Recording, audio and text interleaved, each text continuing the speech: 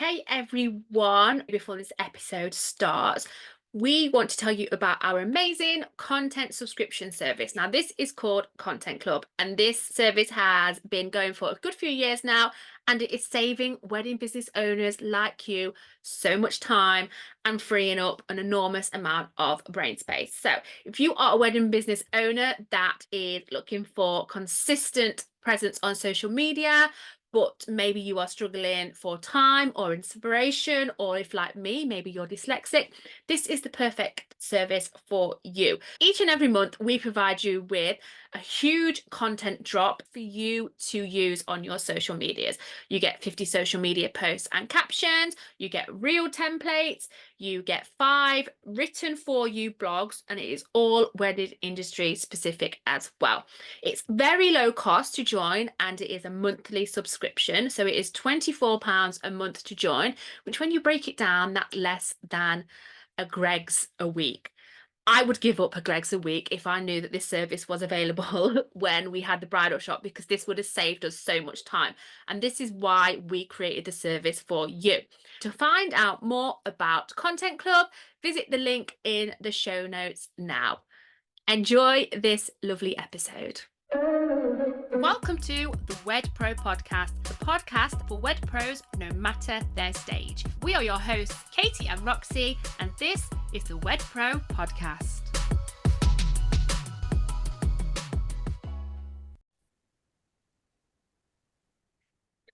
Hey, welcome to another episode of the Wed Pro podcast. I'm Katie. And I'm Roxy. Hello. Hi. Today we're going to be chatting all things wedding season and what you can be doing right now to ensure that you are kind of wedding season ready. We're about to jump into kind of the busiest season of the year for wedding pros, aren't we, Roxy? And we just want to make sure that your business can run as smoothly as possible, and all of the usual things that you would need to be doing in your business, such as showing up, making sure your onboarding and offboarding processes are amazing, and some other hints and tips of how you can kind of get through the next couple of months inside your business. Yeah, that's right. Just dead quickly though, I've got 2 things that I need to tell you all. So firstly, if you listen to the last episode, I've been on the hen do and it was all right, not my vibe. But it was fun. And secondly, I've got something exciting to say, Kate. I've got tickets to Antiques Roadshow. What? So I did not know that. I thought you were going to say Taylor Swift. No, it's really boring. But ages ago, so Antiques Roadshow is like, if you're not in the UK, it's a... People know Antiques Roadshow. Oh, you never know, do you? So it's basically like, it's just, what is it, like a Sunday afternoon program where you on the telly, you go and take BBC2, go and take all your antiques to get them valued and stuff, and they do a show on it, and it's coming literally to round the corner. So I just thought, oh, husband will like that, the parents-in-laws will like that. So yeah, we've got 4 tickets. You just go and stand and what? I don't even know. I don't know what to wear. I don't know. I haven't even got any antiques to take with me. I dare you take something that you literally bought from Primark. But I do love it. But yeah, so I mean, a little bit of fun, a little bit different. That's exciting. That's exciting. That's something different, isn't it? Yeah. Right. Let's dive in. Let's do this. We're gearing up for the busy wedding season ahead, and we want to make sure that you are ready to kind of rock and roll. And at the moment, it's just essential to get kind of all your ducks in a row, get everything kind of aligned. That is a Roxy saying right there. Yeah, ducks in a row, very Roxy saying. Just to kind of ensure that the next few months in your business can be as easy as possible. We don't want any of the burnout. We know that the next few months are going to be busy for the industry. Mm-hmm. So it's about what can we do now so that we're not facing burnout when those summer months roll over. Yeah, so let's start with marketing efforts. And let's look at some key strategies that you can implement to be still attracting clients during this busy season. Because what we don't want to happen is you let your marketing efforts slide, and then when it comes to the quiet time again, there's tumbleweed. That is not what we want, is it? Yeah, we don't want this kind of feast and famine cycle where you think, oh, it's fine because right now I'm busy. Well, you know, how are we paying our bills? It, you know, come September, come July, when you're doing the weddings. We still need to be attracting customers. We still need to be ensuring that you are visible online. So what it is about now is about you thinking about a content strategy over the next couple of months in your business. We know that you can only kind of schedule ahead on social media now for about a month. For those of you using kind of business suite or anything like that, scheduling tools inside your business. Yeah. So if you can't schedule, it's not a case of, we used to be able to do this, couldn't we? We used to be able to schedule for 3. Yeah, I wonder why they pulled it down. But you can at least make a content strategy. You can at least acquire all of your content. You can write your captions, and then you can just keep on top of it. We had a call with a client last week, and this is exactly what she said she was going to do. She was going to sit, write it all out, and then just keep on top of it. And once a week, schedule the next week, or schedule the next month ahead. And so don't kind of use that excuse that, oh, I can't schedule more than 3-4 weeks ahead. You can plan it all out now. You can what you want to be saying. You still need to be ensuring that you are showing up online and utilizing the platforms that you're on. Also think about any emails that you want to send. Email marketing, you can usually schedule out for really far in advance. I know that with Flowdesk, the email marketing provider that we use, we can schedule out anything upwards of kind of 12 months ahead. So all of your email marketing you can get set up for the entirety of wedding season, so that you know that this is just going to ping out. You can still be attracting clients. You can still be using really targeted advertising to be reaching more of your clients going forward into kind of the busy season where you're not going to have the time. Let's be honest, you're not going to have the time to sit and think up email content, let alone write it and send it. So, it's about being prepared whilst we've got that time right now. Yeah. And a really great tip here for your socials and for, content moving forward is when you're at these weddings and you're working these weddings, make sure you remember to capture so much content that you can never have enough content, and then you can drip feed that throughout the rest of the year as well. You can repurpose it, but just make it part of your routine. Is okay, when I am like delivering X, Y, and Z, or when I'm at this venue, whip your phone out, like use these opportunities as ways to get content. Yeah, and I think this is really all about that kind of storytelling as well. So it can be setups that you're doing, or how you interact with the couple, setting your phone up on a tripod while you're getting on with your setup or work at the wedding, sharing those behind the scenes glimpses as to what you do when you leave in the morning to go to the wedding, you arriving at the wedding, what the setup looks like for you, any connecting, and just sharing any behind the scenes looks and glimpses of the weddings that you've worked on, to be able to connect with future couples on kind of that personal level.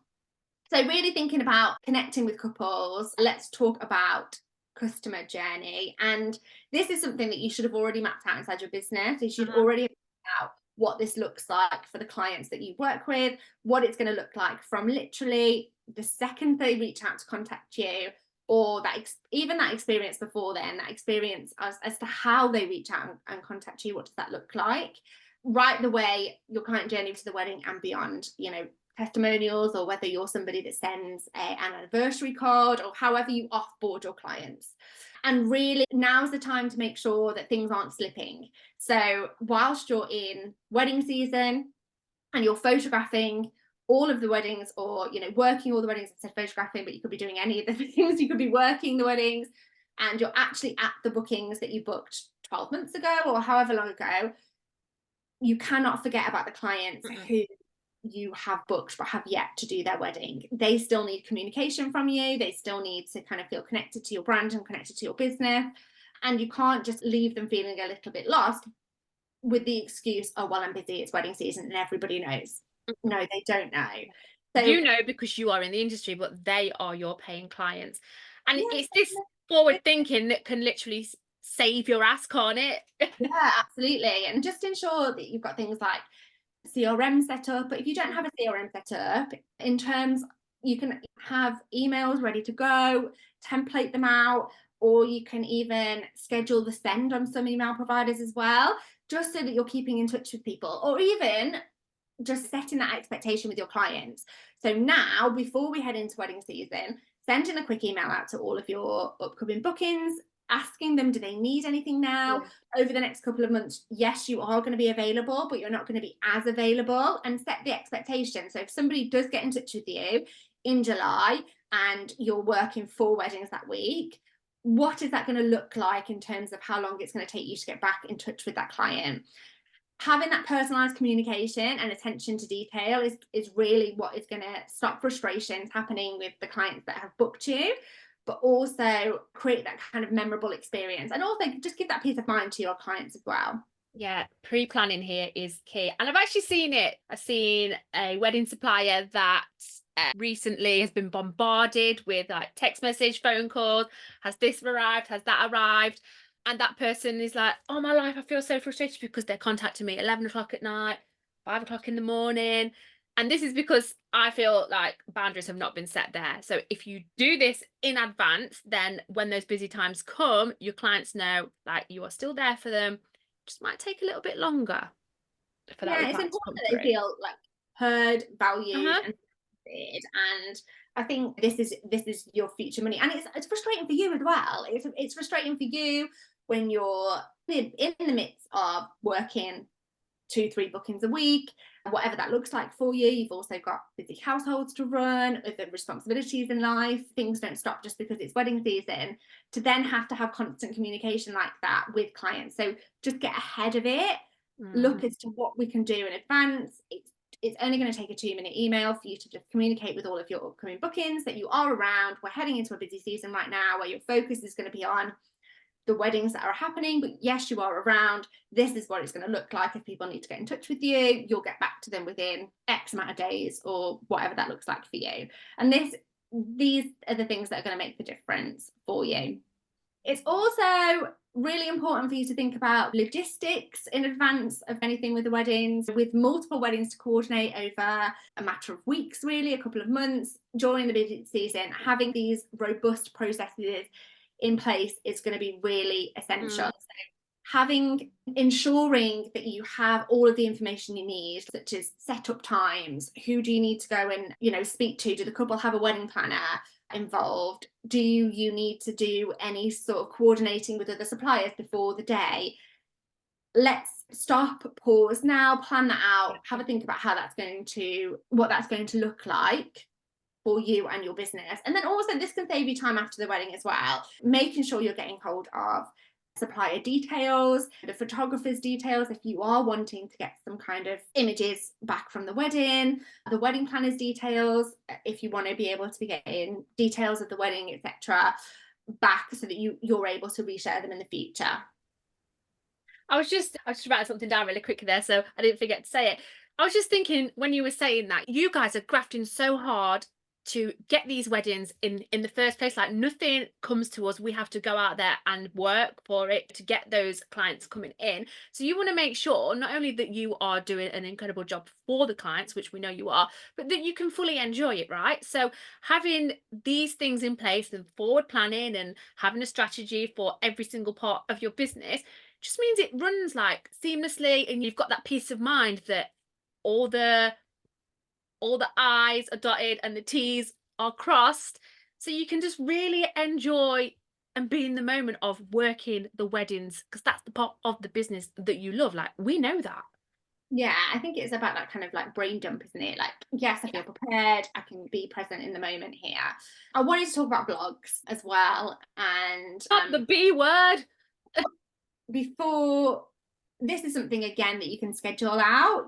Most blog providers will allow you to schedule posts.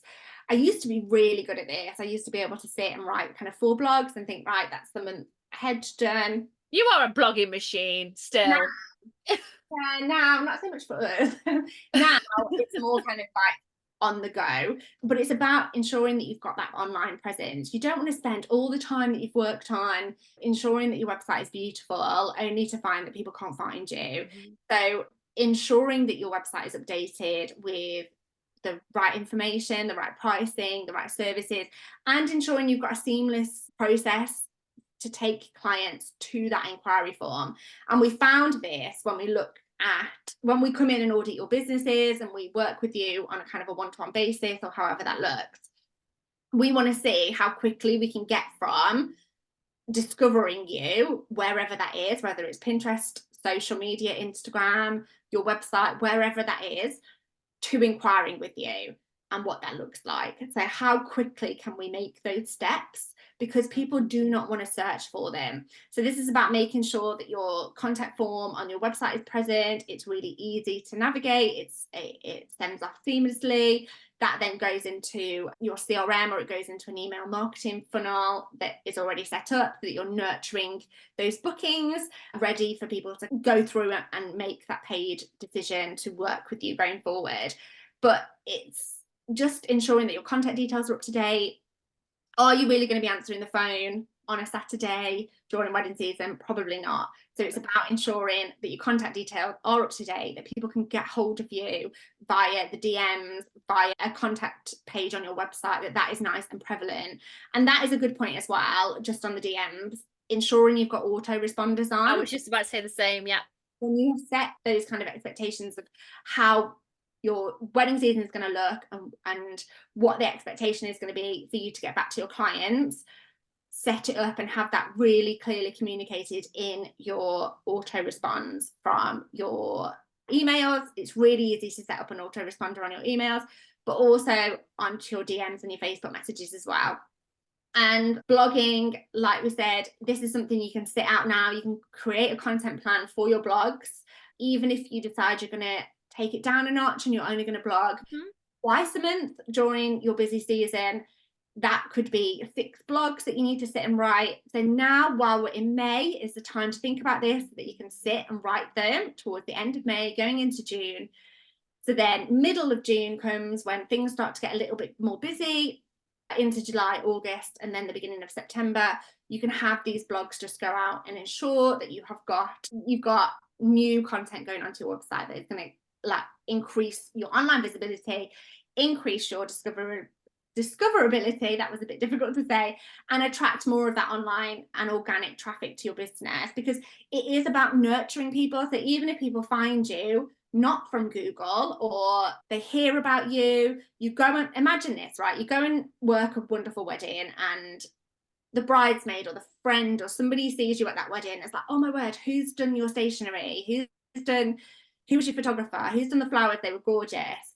And you get a word of mouth recommendation, and they know somebody getting married, or they're getting married themselves, and they go to check you out online. Ensure that there's a way for you to nurture that person. So your social handles are prevalent, that your content is still showing up. This is why it's so important now. You don't want people to discover you and think that you're out of business because you're not posting regularly. Your website has got images that look really outdated. Just ensure it's all about that nurture, but also all of this really falls into that customer experience, doesn't it? It does.